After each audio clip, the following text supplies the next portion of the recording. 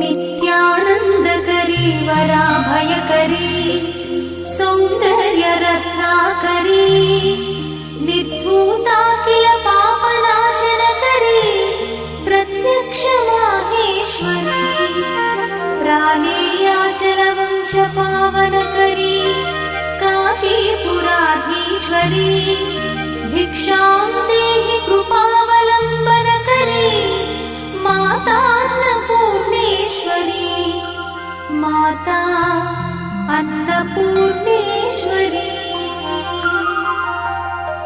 ब्रह्मार्पणम् ब्रह्महविः ब्रह्माग्नौ ब्रह्मणाहुतम् ब्रह्मैव तेन गन्तव्यम् ब्रह्मकर्म समाधिना।